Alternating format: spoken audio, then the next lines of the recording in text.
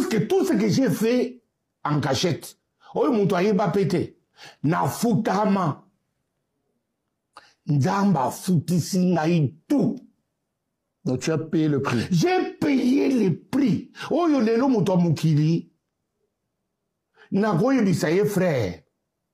Na yebi comme mon hôtel, peut-être ça na kanda na soni kamwa na yebite. Yemba que ton souhait de voir un malheur m'arriver, Dieu t'a exaucé. Peut-être que bisa moi si na yo. Ozo so baninga na yo. Chato mwana komona. Akona makambo kusale mele. Nyoso nzamba exaucé yo. Kozala na pas cité.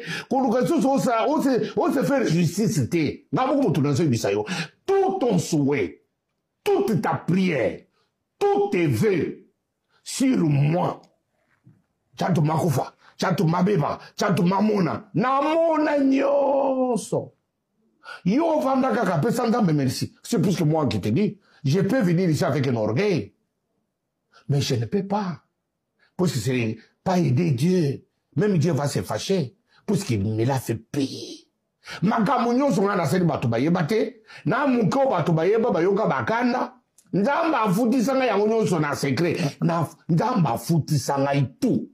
Donc, aux agents agressés au coin hôpital, même j'étais te voir. Ou on a payé, tu as payé. J'ai payé. C'est dans côté l'hôpital. Dengo Zwaka, Bassi Abatou, Pakola Bamba, ma fout dans la partie intime, tout ça là t'as payé. Nzamba afuta déjà, ma kamunyo swana, dit m'a pas épargné. Bandeko. Koswani na kanda na ngati. Kanda na yo leki ya nzamete.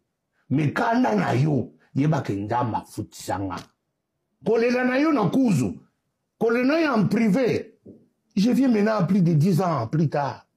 Oui, tout ce que tu as souhaité arriver sur moi. Et il y a un à un. Zamba futisi nga yango. Na liki batanji. Ya kolela. Na liki batanji. Nga na zui mukanda na moko yo. Un document mukanda bapisi nga ofra apisi nga 10 ans. Yangunda, 10 ans, batu bakufelaka.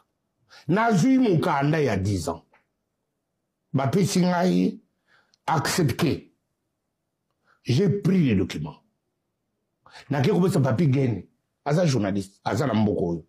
Journaliste wa finga. Journaliste bi papa. Zo mukanda yo. Nga nake na nga na Afrique.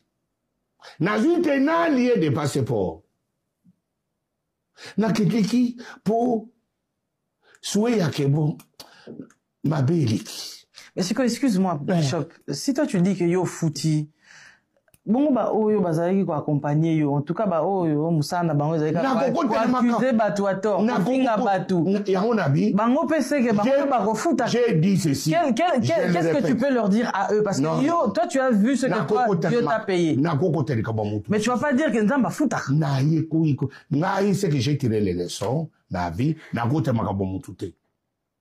Non, vous avez un conseil on peut s'abattre te na liko kota ba vie abattre. Accuser batu ato. Nyo so akufuta masontan na nzambe. Soki na lingi susu na kota maona ba ndoko ele nzambe ta papa tika mabozo sa. Eza susu na songi biloko moko wana. Na lingi na considérer frère nyonso ya bokili comme mon frère. Pourquoi nazolo bango? Na moni tango na komi ko linga na kufa na komi ko kufa. Oyo nyonso oyo elongwe. Elongwe, et comme ils sont qui n'a avalé salive, aux zones salive, ils sont qui n'a gorge. Ceux qui n'a l'ongli bilamba nangai, au kokima. Tu peux nous montrer? Ah, oui, la caméra, ils sont qui n'a l'ongli bilamba.